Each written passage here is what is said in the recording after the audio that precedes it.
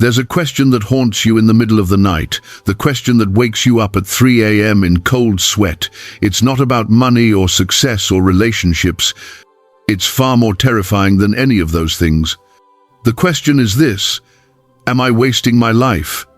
And here's what makes that question so devastating. You can't answer it with confidence. You can't look at your days and say with certainty that you're building something meaningful. You're moving through life on autopilot, hoping that somewhere along the way, purpose will just appear. But it doesn't work that way. And then there's the other fear, the fear of death. Not just the physical ending, but dying without ever having truly lived, dying as a stranger to yourself, dying with a list of some days that never came. Now here's where this gets interesting. There was a 15-year-old boy lying in a hospital bed. His body was being destroyed by leukemia. He had every reason to be angry, terrified, or drowning in regret. He was dying before he even got to truly live by most people's standards. No career, no marriage, no children, just 15 years. And yet as death approached, he smiled and said something that should be impossible. "I'm happy to die because I've lived my life without wasting even a minute of it, doing things that wouldn't have pleased God." That boy was St. Carlo Acutis. And what he discovered in just 15 years is what you've been searching for your entire life. But here's what you need to understand. What I'm about to share with you isn't productivity advice. These are 5 sacred secrets, battle-tested truths that allowed a teenager facing death to have more peace, more purpose, and more joy than most people experience in a lifetime.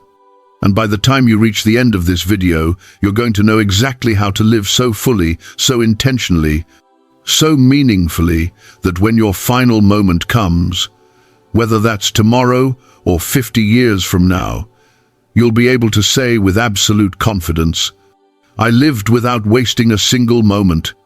You're going to discover how Carlo cracked the code to a life without regret, how he found unshakable purpose in the ordinary rhythms of daily life, how he transformed every moment into something sacred, and most importantly, how you can do exactly the same thing starting today. Because Carlo didn't just believe these truths, he lived them every single day. And in watching how he lived, you're going to see the blueprint for the life you've been searching for. But I need you to pay close attention, because these secrets build on each other. Each one unlocks the next. Miss even one, and you'll miss the entire transformation. So stay with me, because what you're about to discover will change how you see and live your life starting today. Now, most people think purpose is something you discover through experiences, through trying different things, through years of soul-searching and self-exploration. And that's exactly why most people never find it. Because here's what actually happened with Carlo. Every single morning, while his classmates were still asleep, while the world was quiet and still dark, Carlo would slip out of bed, not to check his phone, not to jump into his day, not to start tackling his to-do list. He would go to Mass, daily, without fail, before school, before homework, before gaming, before his friends, before the noise and demands of the day could crowd in. And this wasn't some religious obligation he was checking off a list. This was the anchoring moment of his entire existence, the moment that made everything else make sense. His mother would watch him, morning after morning, kneeling in prayer before the Eucharist, sometimes for an hour, sometimes longer. And she noticed something. He wasn't distracted. He wasn't fidgeting. He wasn't going through the motions. He was encountering someone. Because Carlo understood something profound that most people miss their entire lives. You can't figure out what your life is for by staring at your life. You can't decode your purpose by endlessly analyzing your personality, taking assessments, reading self-help books, or trying to find yourself. It's like trying to understand a painting by asking the painting what it means. The painting can't tell you, only the artist can. You have to go to the source. You have to ask the one who created you why he created you. And that's exactly what Carlo did every single morning. He would kneel before the Eucharist, and he would ask, "What do you want from me today? How do you want me to love today? Where do you need me today? Not once a week when it felt convenient, not when he was in crisis and needed answers, not when he felt spiritual or motivated. Every single day. And here's what's critical to understand. This wasn't passive meditation. This wasn't just sitting in silence, hoping for enlightenment. Carlo was having an active conversation with the God who made him. He was listening for specific direction. He was receiving his marching orders for that day. Think about how most people approach their days.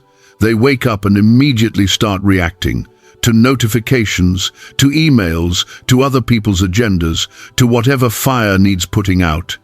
They move through their day responding to the loudest voice, the most urgent demand, the thing that screams for attention. And at the end of that day, they collapse into bed exhausted, wondering why nothing feels meaningful, why everything feels scattered, why they're busy but not purposeful. Carlo did the opposite. Before any other voice could reach him, before any demand could be made, before the world could tell him what mattered, he went to God and asked, "What matters to you today?" And here's what happened as a result. As Carlo spent time in Christ's presence every single morning, something profound began to shift in how he saw everything around him. His priorities started aligning with eternal priorities.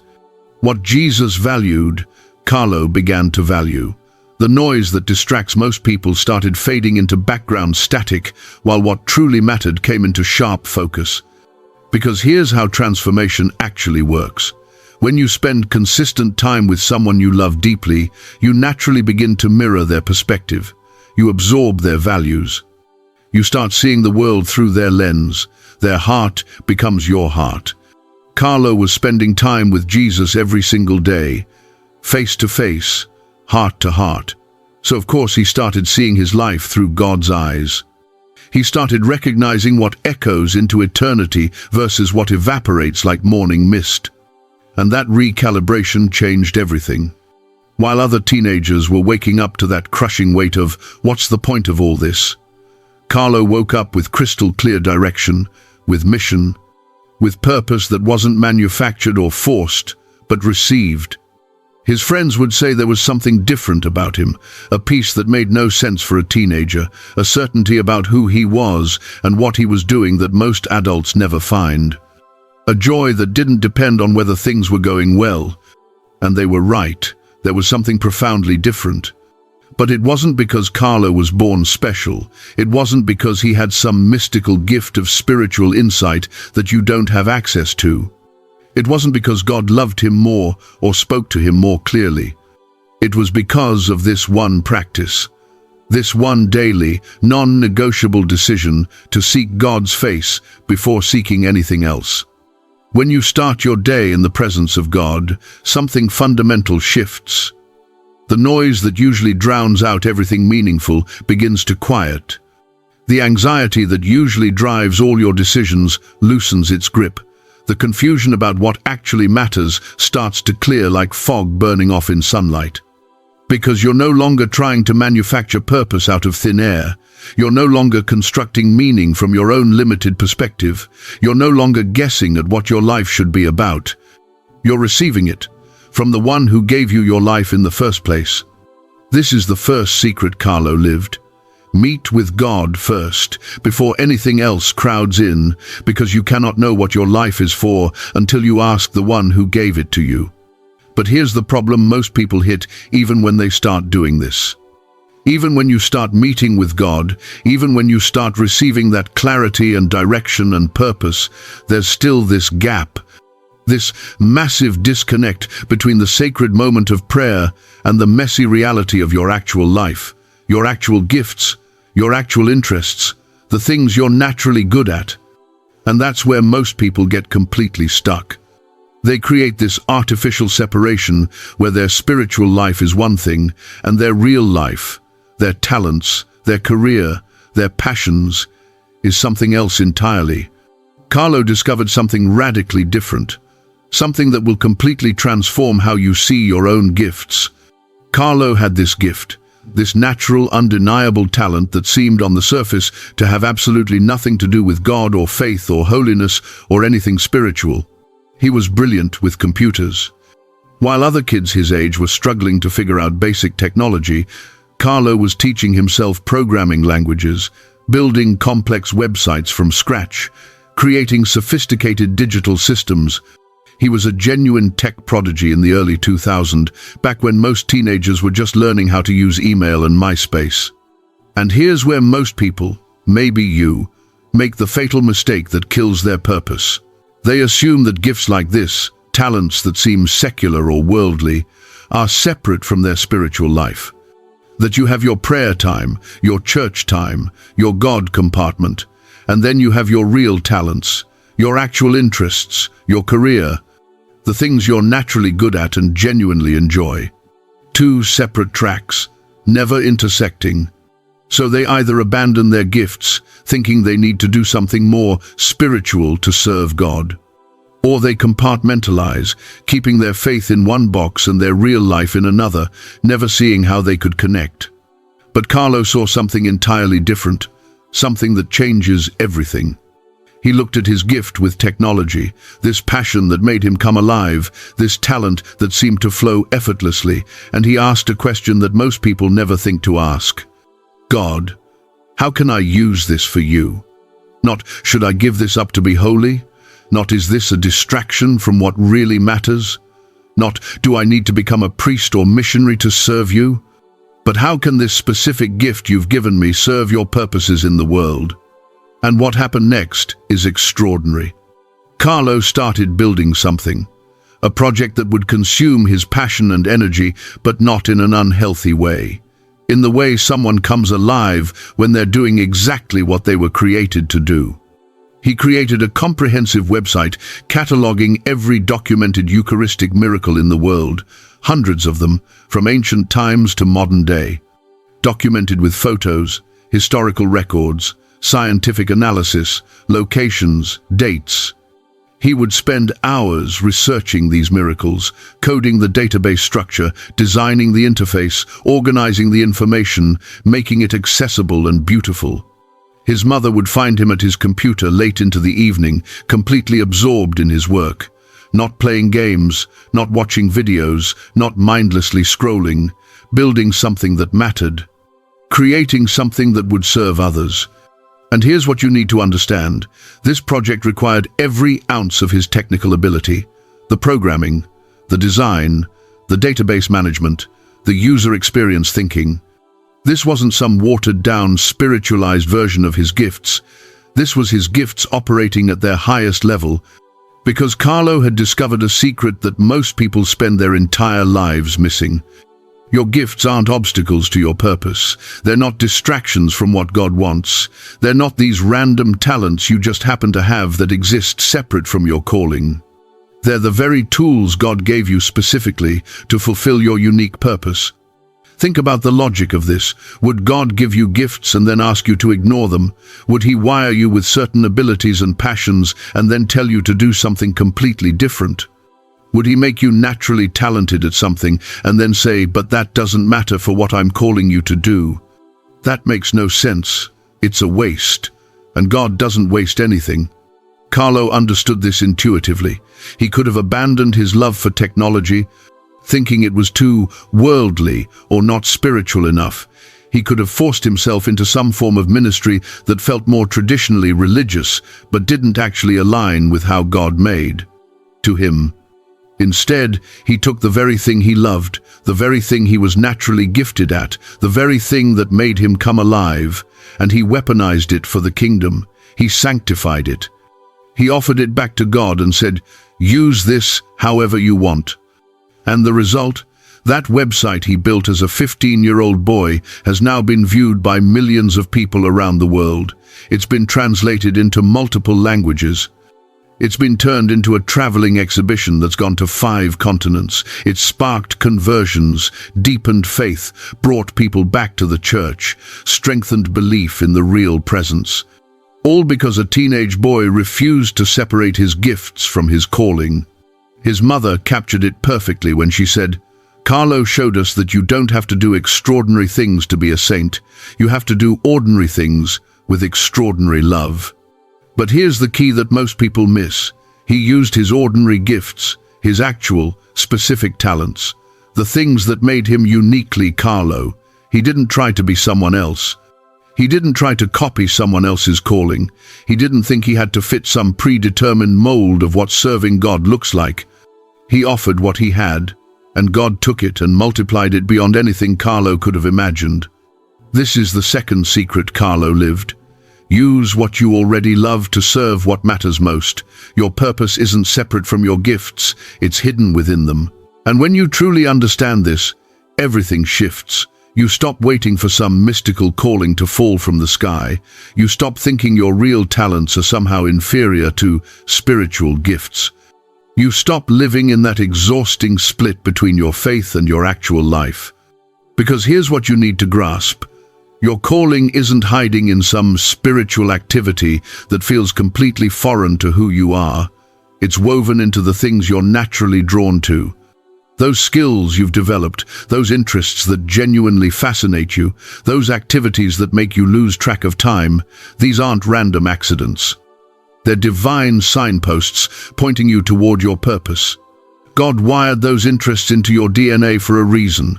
And when you waste them on trivial pursuits, when you use your creativity merely to entertain yourself, when you use your intelligence solely to accumulate wealth, when you use your gifts just to serve yourself, you're squandering part of who you were created to be. But when you take what you genuinely love and offer it back to God, when you ask, how can I use this specific gift to serve something bigger than my own comfort? Everything transforms. That's exactly what Carlo did. He didn't have some grand, mystical calling that descended from heaven. He took the ordinary thing he loved, technology, and used it to serve what mattered most. So ask yourself right now, what do you love? What are you naturally good at? What makes you come alive? What activities absorb you so completely that hours feel like minutes? Don't filter your answer. Don't dismiss it as not spiritual enough or not important enough. Because whatever just came to mind, that's not a distraction from your purpose. That's a clue to your purpose. That's God revealing how He uniquely designed you to serve. You love writing? Use it to craft stories that point people toward truth. You love business? Use it to build organizations that honor human dignity. You love hospitality? Use it to make people feel truly seen. You love design? Use it to create beauty that points to the Creator. You love teaching? Use it to unlock potential in others. Every single gift can be invested. Every talent can serve. Nothing is wasted when it's offered. You start asking the most powerful question you can ask. God, how can I use what you've already given me, my interests, my talents, my natural abilities, to serve you and others? That's where your unique calling lives. Not in becoming someone else, but in becoming fully who you already are and offering it completely. But here's the brutal truth about discovering this alignment. Once you find it, once you start using your gifts for something that actually matters, you'll immediately face a problem. A problem so pervasive, so constant, so subtle that most people don't even realize it's destroying them. And this problem? It almost destroyed Carlo's ability to do any of it. If he hadn't discovered the next secret, that website never would have been built. Those millions of people never would have been reached. His purpose never would have been fulfilled. And it's the exact same problem that's stealing your life right now, one stolen moment at a time. Imagine this for a moment. You're 15 years old. It's the early 2000s. The internet is exploding with possibilities. Social media is just beginning. Video games are getting more immersive, more addictive. YouTube is launching. Forums and chat rooms are consuming teenagers' lives. Your friends are spending hours online every single day, getting lost in this new digital world. And you're not just any teenager. You're a tech genius. You could absolutely dominate in this space. You could spend every waking hour exploring, gaming, consuming, scrolling. You have the skills, the interest, the access. Carlo had every reason, every opportunity, every excuse to get completely swallowed by the digital noise. But something was radically different about how he moved through the world. His mother noticed it first. While other parents were fighting desperate battles with their kids about screen time, battling to pull them away from devices, setting timers and restrictions and consequences, Carlo had this discipline that seemed absolutely impossible for a teenager. He limited his video games to 1 hour per week, not per day, per week.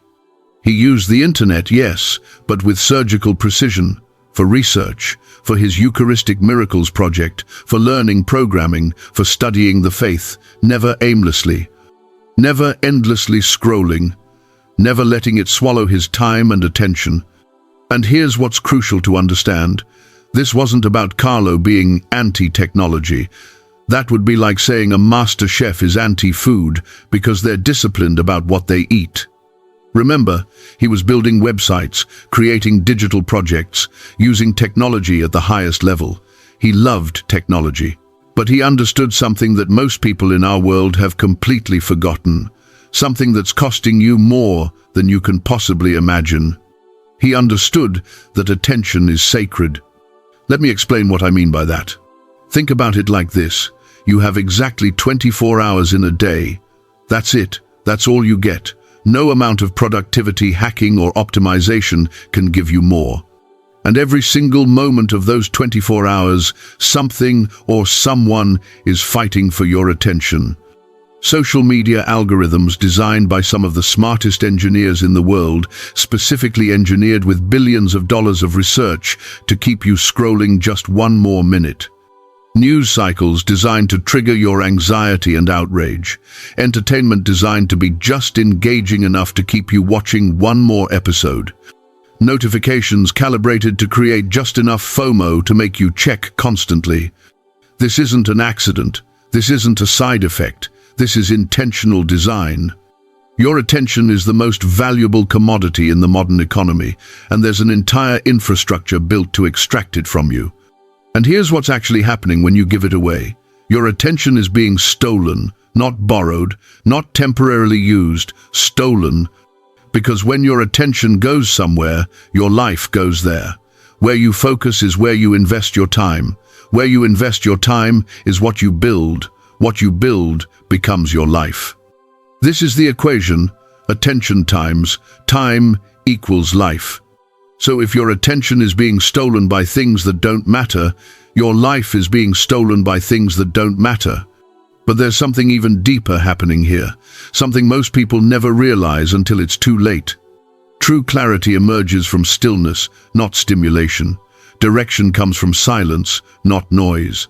Purpose rises from space, from sitting with difficult questions instead of scrolling away from them. But you cannot reflect when your mind is in constant consumption mode. You cannot hear your own thoughts when you refuse yourself even a moment of quiet. You cannot discern what God is calling you to when you're perpetually too distracted to listen. And while your attention gets hijacked by algorithms, while your focus fractures into 1,000 scattered pieces, your purpose quietly slips through your fingers. You cannot build anything meaningful when your attention span has been reduced to seconds. You cannot discover your calling when you never create space for deep thought. You cannot hear God's whisper when you're constantly drowning it out with digital noise. Carlo understood this viscerally, at a level that most adults never reach. He knew that if he gave his attention away carelessly, he would lose everything that actually mattered. He would lose his time with God. He would lose his ability to build something meaningful. He would lose his capacity to serve. He would lose his purpose. He would lose his life. So he protected it, fiercely, intentionally, without apology. When his friends were spending hours on gaming forums and chat rooms, Carlo was spending an hour in silence before the Eucharist. When they were staying up late, grinding through game levels, Carlo was working on his website project. When they were scrolling mindlessly through early social media, Carlo was reading about saints, about martyrs, about people who had actually done something meaningful with their lives. And here's what's remarkable. His friends didn't resent him for it. They respected him, because they could see that Carlo had something they didn't, a purposefulness, a direction, a life that was actually going somewhere. While most teenagers were accumulating nothing but digital noise, wasted hours, and vague dissatisfaction, Carlo was accumulating something real, something that would outlive him, something that would touch millions of people, something that actually mattered. Not because he had more time than everyone else. He had the same 24 hours, the same pressures, the same distractions available to him, the same temptations. But he guarded his attention like it was the most precious thing he owned, because it was. His mother would later say, "Carlo never wasted time. He was always doing something that mattered." Not in a stressed, frantic way, but in a purposeful, intentional way. And the secret wasn't superhuman focus. It wasn't some natural gift of discipline that you don't have. It wasn't willpower. It was clarity. When you're crystal clear about what your life is for, when you know your purpose, protecting your attention becomes natural. It's not a sacrifice, it's common sense. If someone offered you $1 million but said, "You have to give me your life in exchange," you'd refuse instantly, because you understand the trade isn't worth it. Carlo saw with that same clarity that giving his attention, his life, to things that didn't matter was an insane trade. No matter how entertaining, how engaging, how relaxing they promised to be. This is the third secret Carlo lived. Protect your attention like it's sacred, because where your focus goes, your life follows. And right now, your focus is being stolen. And you need to hear this clearly.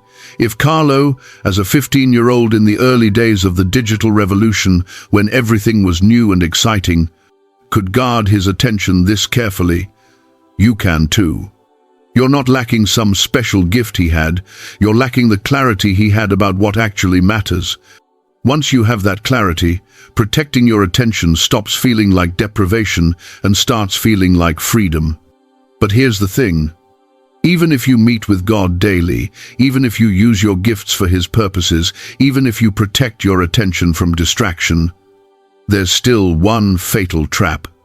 One devastating mistake that will leave you empty even when you're doing all the right things.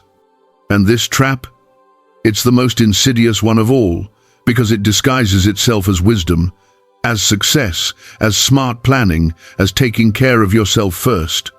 It's the trap of accumulation, and it's destroying people who think they're building something meaningful. Carlo saw through it completely, and what he did instead will challenge everything you think about success and security. Most people spend their entire lives collecting credentials, collecting skills, collecting achievements, collecting followers, money, status, security, options, collecting the building blocks of the life they tell themselves they'll eventually live. And they tell themselves a story that sounds completely reasonable. One day, when I have enough, when I'm secure enough, when I'm successful enough, when I'm established enough, then I'll give back, then I'll make a real difference, then I'll contribute, then I'll do what really matters. But that day never comes. Because accumulation is a drug. It's an addiction with no ceiling. The more you get, the more you think you need. The finish line keeps moving. Enough becomes just a little bit more. Security becomes a bit more security. Success becomes the next level of success. And meanwhile, years pass, decades pass, and you're still collecting, still accumulating, still preparing for the life you're going to live someday. Carlo saw this trap. And at 15 years old, with limited resources, limited time, limited credentials, he made a choice that most adults never make in their entire lives. He gave his gifts away, freely, generously, immediately, without waiting. That website he built, that project that consumed hundreds of hours of work, that required all his skill and knowledge, he didn't monetize it. He didn't use it to build his personal brand. He didn't leverage it for college applications. He didn't wait until he was older, more established, more credentialed to share it. He built it and gave it away. To the church, to anyone who needed it. No paywalls, no self-promotion, no building his platform, no securing his future first. Just pure, immediate contribution. But it went far deeper than just that project. This was how Carlo approached everything. He would help elderly people in his neighborhood with their technology problems, not for money, not for recognition, just because they needed help and he could give it. He would stop and talk with homeless people on the street, not just giving them money, but giving them something far more valuable: his time, his attention, his dignity-affirming presence, his willingness to see them as human beings. He would tutor classmates who were struggling with subjects he understood.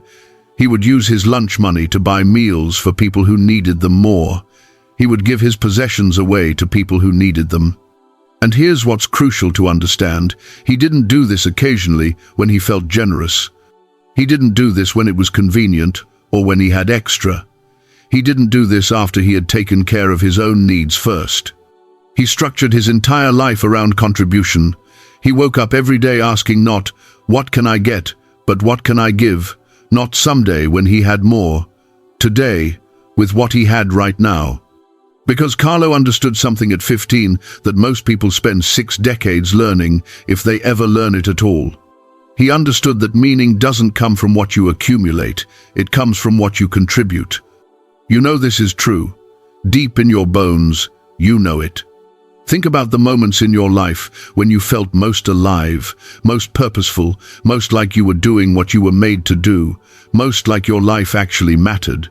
I guarantee you, those weren't moments when you were accumulating. They weren't moments when you were collecting achievements or building your resume or securing your financial future or gaining followers. They were moments when you were giving, when you were serving, when you were contributing something that genuinely helped someone else, when you made someone's life better, when you gave something of yourself that cost you something but meant something to someone else. That's where meaning lives. Not in the getting, but in the giving. Not in the accumulation, but in the contribution. Carlo's friends would later talk about how unnaturally generous he was, not just with money, though he was generous with that, but with everything: his time, his knowledge, his talents, his energy, his attention, his presence. He understood something profound. His gifts weren't given to him for him, they were given to him through him.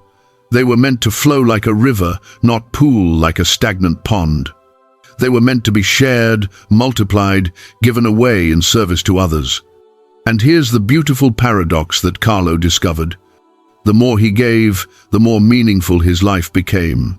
Not because he was collecting gratitude or recognition or building up karmic credit, but because contribution is literally how human beings are designed to find meaning.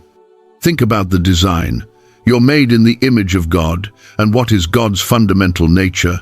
God is love, and what is love? Love is self-giving. Love is pouring yourself out for another. So when you give yourself away in service, when you contribute rather than accumulate, you're literally doing what you were designed to do. You're reflecting the image of your Creator.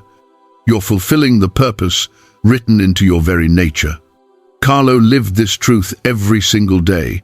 He woke up asking not, "What can I get today?" but "What can I give today? Who can I serve today? How can I contribute today?" And the result? A 15-year-old boy who lived with more purpose, more joy, more meaning, more fulfillment than most people experience in 80 years of accumulation. This is the fourth secret Carlo lived. Give your gifts away generously today, because contribution creates the meaning that accumulation promises but never delivers. And here's what you desperately need to understand. You don't need to wait. You don't need more skills, more resources, more money, more time, more security, more establishment. You can start contributing today, right now, with what you have, where you are, to whoever is in front of you. Because here's the brutal truth. If you're not giving now with what you currently have, you never will. If you're waiting until you reach enough before you become generous, you'll be waiting forever. Because that threshold never arrives, there's always another level to reach.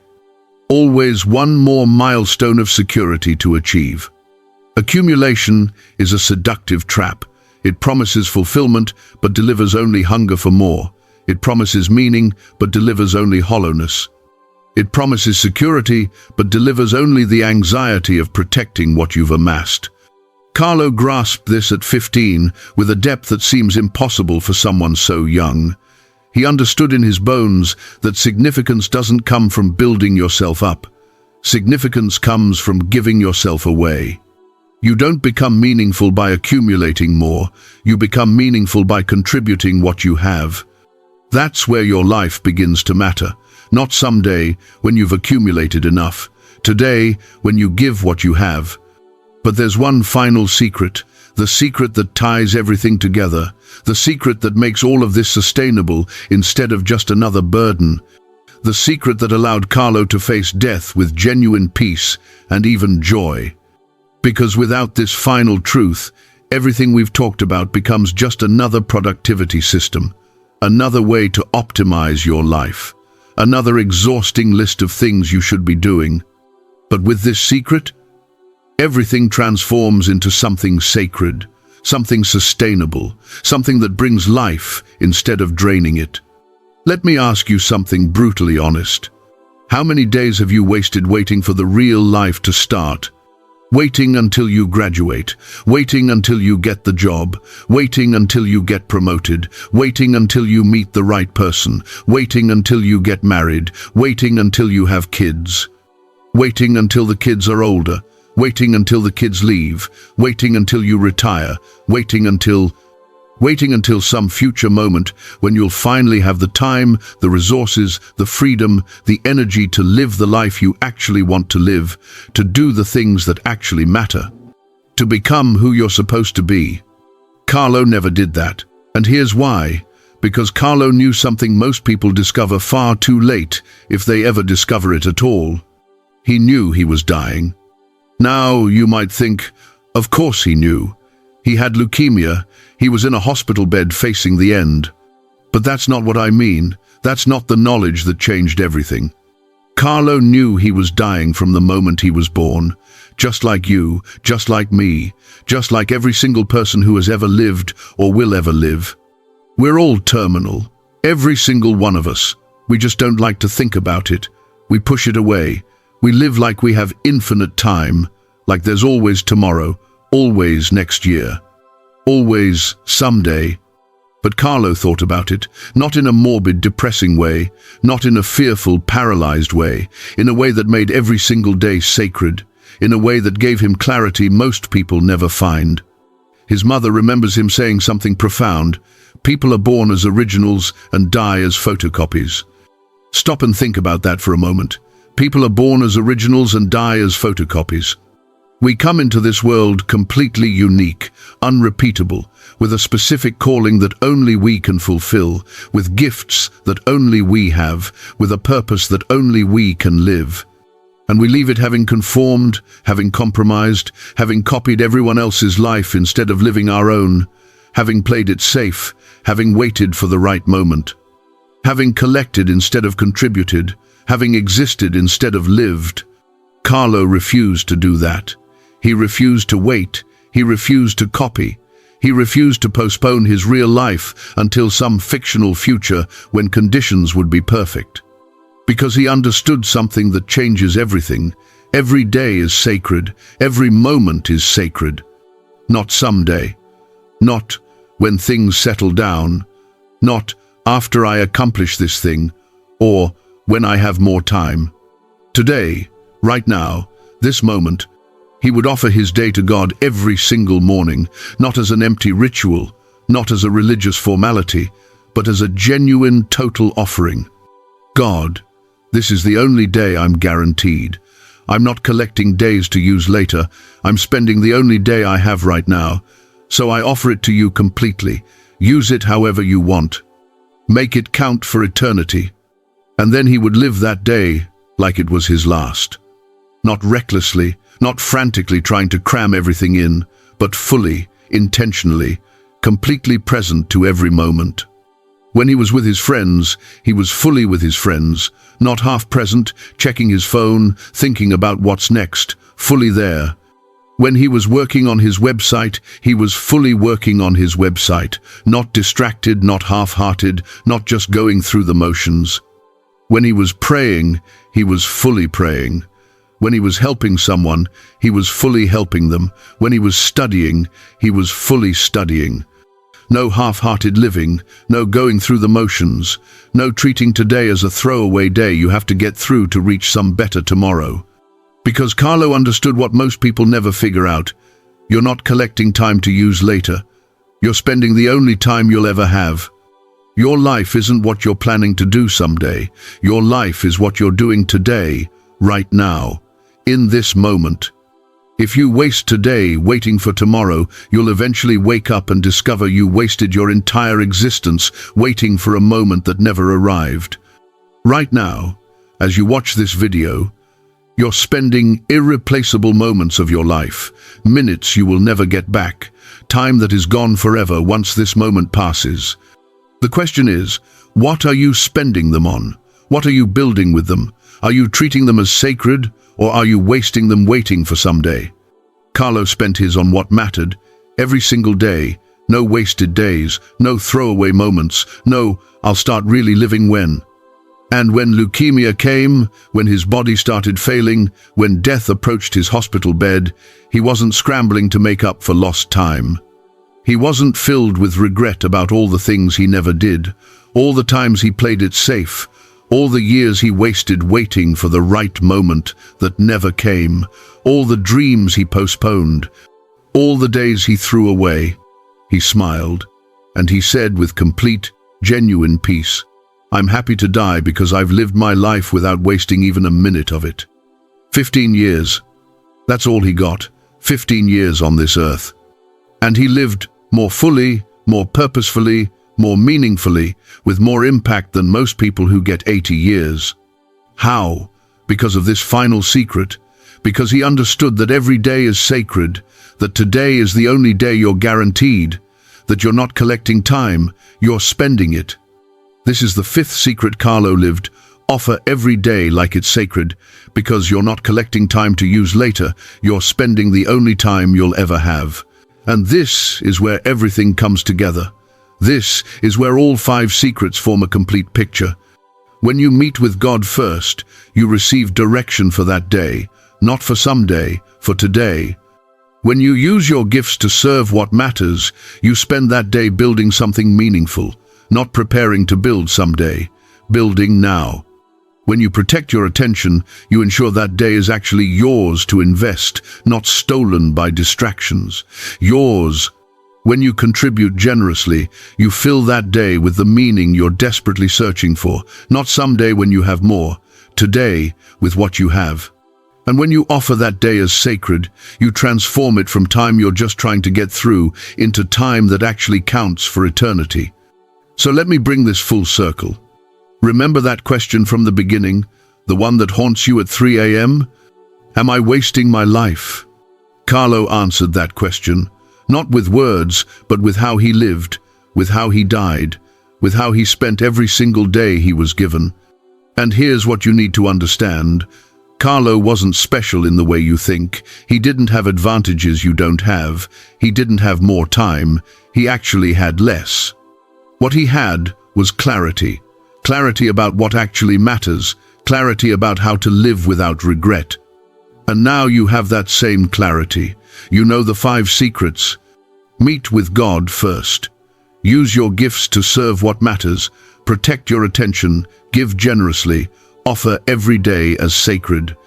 These aren't productivity hacks. They're not life optimization strategies. They're the blueprint for a life without regret. A life lived so fully that when death comes, you can smile and say, "I lived without wasting a single moment." The question is, will you live them? Because here's the truth. Knowing these secrets changes nothing. Living them changes everything. Carlo lived them every single day for 15 years. And when his time came, he was ready. Not because he had accomplished everything, but because he had offered everything. And now it's your turn. Not someday. Not when things settle down. Not when you have more time or more resources or more clarity. Today, this moment. This sacred, irreplaceable moment that you're spending right now. What will you do with it? Because you're not collecting time to use later. You're spending the only time you'll ever have. Make it count.